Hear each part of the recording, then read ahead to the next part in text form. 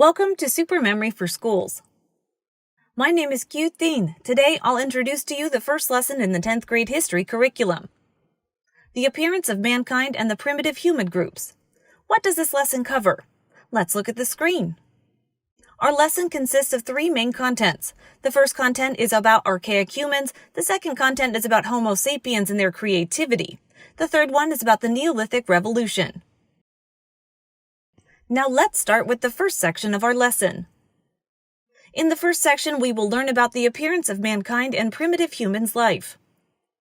When and how did humans first appear? The question hasn't been of particular interest recently. People's concern about their origin has been shown in many legends and fairy tales about the world's creator that every nation has. For Vietnamese, we can't ignore the legend of dragon and fairy legend whenever talking about human origin. The dragon refers to Lac Long Quan, the fairy refers to Ao Co. Lac Long Quan and Ao Co got married, and she gave birth to a bag of 100 eggs. Those eggs hatched 100 babies. 50 children followed their father to the sea, and 50 of them followed their mother to the mountain. These people became the origin of the Vietnamese. Vietnamese proudly call themselves the descendants of the dragon and fairy.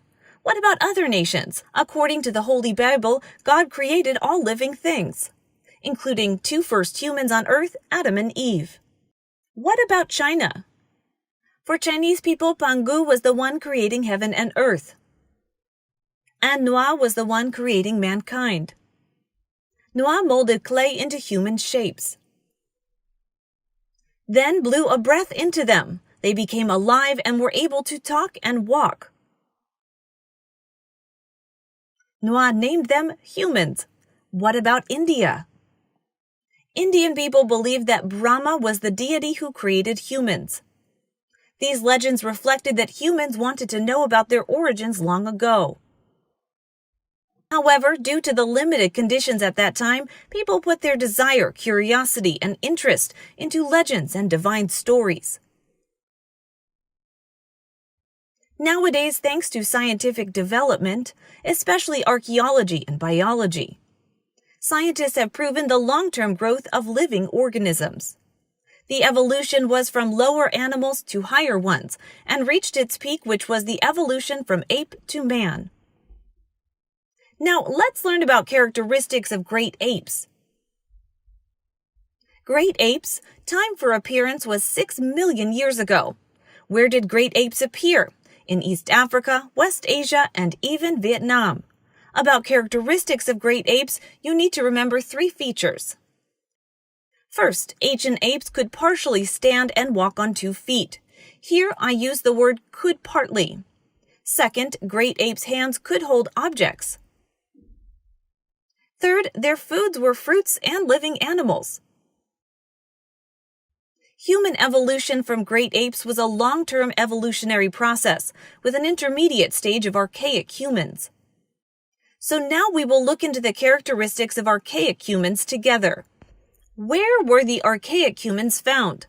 The archaic humans were found in East Africa, on the island of Java, Indonesia, and in Beijing, China. Besides the places were found by archaic humans, I will introduce to you the time, their body characteristics, and their life. While great apes appeared 6 million years ago, archaic humans appeared 4 million years ago.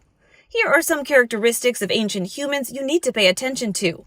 First, unlike great apes, they could partly stand and walk on 2 feet. Archaic humans could totally stand and walk on 2 feet. Second, their large skull formed the voice center in the brain. And what about the third feature? At that time, their walking posture was still stooped, along with low forehead and prominent brow ridges. Despite not eliminating all characteristics of apes in the body yet, archaic humans were the first stage in human development. Regarding the archaic human's lifestyle, you need to focus on 4 main points. Now I will analyze each point in turn. First, archaic humans knew how to make and use stone tools. However, these tools at that time were still rudimentary instruments. Second, the main economic activities of archaic humans were gathering and hunting. Men were mainly hunters and women were gatherers. The third point, also an important fact that you need to remember about archaic humans' life, is the discovery of fire. From keeping and obtaining fire from nature, they used pieces of flintstone banged together to create sparks. The discovery of fire changed the life of archaic humans. Fire enabled them to cook food, stay warm, and scare off wild animals. The discovery of fire completely separated the archaic humans from animals by switching from eating raw meat to eating cooked meat.